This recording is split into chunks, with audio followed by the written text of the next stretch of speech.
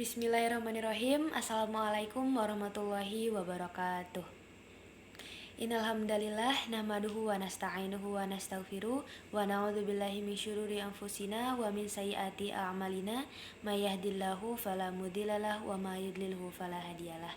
Asyhadu an la ilaha illallah wahdahu la syarikalah wa asyhadu anna Muhammadan abduhu wa rasuluh alladzi la nabiyya ba'da amma ba'du. Baik teman-teman semuanya, perkenalkan nama saya Siva Nurlaili, mahasiswa program studi pendidikan ilmu pengetahuan alam, Fakultas Pendidikan Islam dan Keguruan Universitas Garut. Seperti biasa, tujuan dari pembuatan video ini adalah untuk memenuhi tugas mata kuliah Etika Islam yang sekarang sudah memasuki materi kelima yang akan membahas mengenai etika berorganisasi. Nah, baik teman-teman, langsung saja pada poin yang pertama atau materi yang pertama, yaitu mengenai urgensi organisasi dalam Islam. Manusia itu diciptakan sebagai makhluk sosial atau homo sosialis, yang tidak ada satupun tujuan besar peradaban, termasuk tujuan-tujuan kemanusiaan yang dapat dicapai sendirian. Oleh karena itu, berorganisasi, bekerja sama dalam sebuah struktur yang teratur bukanlah sekedar pilihan strategis, melainkan sebuah kebutuhan fitrah. Nah, dalam pandangan Islam, organisasi memiliki urgensi yang jauh melampaui kepentingan duniawi semata. Ia adalah arena utama untuk menunaikan dua peran hakiki manusia. Yang pertama adalah ubudiyah atau pengabdian kepada Allah, dan khilafah atau menjalankan tugas memakmurkan bumi. Nah, Allah Subhanahu wa taala berfirman dalam Quran surat As-Saff ayat 4 yang mengisyaratkan kecintaannya kepada orang-orang yang berjuang dalam barisan yang teratur, yang dapat dianalogikan sebagai organisasi yang kokoh. Organisasi juga menjadi wadah optimal untuk mengaktualisasikan. Salah satu contoh hadisnya adalah sebaik-baik manusia adalah yang paling bermanfaat bagi manusia lain. Hadis riwayat Ahmad. Dengan demikian, etika berorganisasi dalam Islam adalah panduan moral yang bersumber dari Al-Quran dan Sunnah untuk memastikan semua aktivitas kelembagaan bernilai ibadah dan mencapai maslahah atau kebaikan bersama. Kemudian yang selanjutnya adalah definisi etika organisasi Islam. Nah, untuk etika sendiri sudah kita bahas berulang-ulang ya, bahwa etika itu nilai-nilai moral dan akhlak yang menjadi panduan perilaku. Sedangkan untuk pengertian dari organisasi Islam sendiri adalah sekumpulan individu yang berinteraksi dalam sistem terstruktur untuk mencapai tujuan bersama atau maslahah yang sejalan dengan syariat Islam.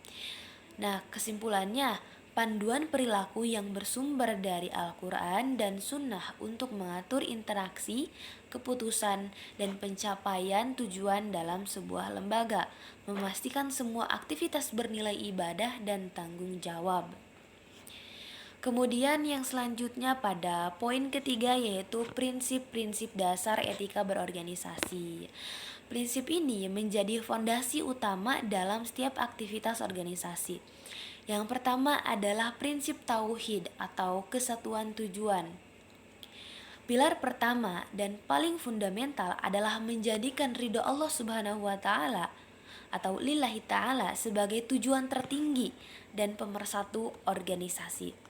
Prinsip ini berimplikasi pada pentingnya niat atau niyah yang lurus, sebagaimana disabdakan oleh Rasulullah SAW, semua amal perbuatan itu tergantung kepada niatnya. Hadis riwayat Bukhari dan Muslim. Maka niat dalam bekerja dan berorganisasi itu haruslah murni, tidak hanya mencari pujian atau keuntungan sesaat. Tetapi, sebagai bentuk ketaatan kepada Sang Pencipta, kemudian niat yang benar itu akan menuntun setiap langkah organisasi agar tidak keluar dari koridor syariat. Ini itu terkandung dalam Quran Surat Al-Bayyinah ayat 5. Kemudian yang selanjutnya adalah prinsip amanah dan akuntabilitas atau mas'uliyah. Jabatan, tugas, dan wewenang dalam organisasi adalah amanah, sebuah kepercayaan suci yang harus diemban dengan penuh kejujuran dan integritas. Setiap individu, terutama pemimpin, itu menyandang akuntabilitas yang berat. Rasulullah SAW bersabda, "Setiap kamu adalah pemimpin, dan setiap pemimpin akan dimintai pertanggungjawaban atas kepemimpinannya." Hadis riwayat Bukhari dan Muslim. Nah, baik teman-teman, selanjutnya adalah prinsip yang ketiga, yaitu prinsip keadilan. Keadilan dalam organisasi berarti menempatkan segala sesuatu pada tempatnya, baik itu dalam pembagian tugas, wewenang, kompensasi, maupun evaluasi kinerja. Dalam Quran Surat An-Nisa ayat 58, secara eksplisit memerintahkan umat Islam untuk menyampaikan amanah dan menetapkan hukum dengan adil. Keadilan menjamin tidak adanya diskriminasi, ras, suku, ataupun gender, dan memastikan pemberian upah sesuai dengan jerih payah, sehingga tercipta iklim kerja yang harmonis dan jauh dari kezaliman. Selanjutnya adalah prinsip yang keempat, yaitu prinsip musyawarah. Pengambilan keputusan dalam organisasi itu harus melalui proses musyawarah atau syuro, yaitu dialog, pertimbangan, dan keterlibatan pihak-pihak terkait. Prinsip ini ditekankan dalam Quran Surat Asy-Syura ayat 38 yang berbunyi, "Sedang urusan mereka dengan musyawarah di antara mereka. Diputuskan dengan musyawarah di antara mereka." Syuro adalah mekanisme kontrol yang efektif yang menciptakan rasa kepemilikan terhadap keputusan yang dihasilkan, serta meminimalisir konflik dan otoritarianisme. Kemudian yang selanjutnya adalah etika interaksi antara anggota organisasi. Untuk etika interaksi sendiri adalah membangun budaya kerja yang mulia. Pencapaian tujuan organisasi sangat bergantung pada kualitas interaksi antar anggota. Islam mengatur interaksi ini melalui konsep akhlakul karimah, yaitu ada etika berkomunikasi atau qaulan sadida. Anggota organisasi diwajibkan untuk berbicara dengan perkataan yang benar, lurus, dan santun. Quran Surat Al-Ahzab ayat 70. Kemudian komunikasi itu harus konstruktif, bebas dari fitnah dan adu domba. Kritik harus disampaikan bil hikmah wa mau'idatil hasanah, atau dengan bijaksana dan nasihat yang baik. Kemudian ada etika kerjasama atau ta'awun dan persaudaraan atau ukhuwah. Hubungan antara anggota harus dilandasi persaudaraan Islam.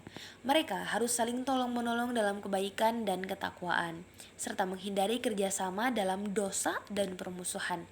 Quran Surat Al-Ma'idah ayat 2.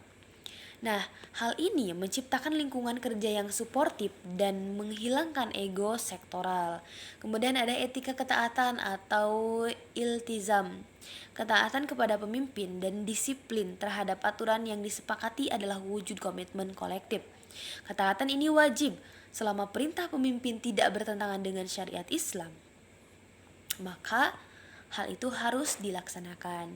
Kemudian poin kelima yaitu etika kepemimpinan atau leadership dalam Islam. Sifat-sifat yang harus dimiliki, sifat wajibnya.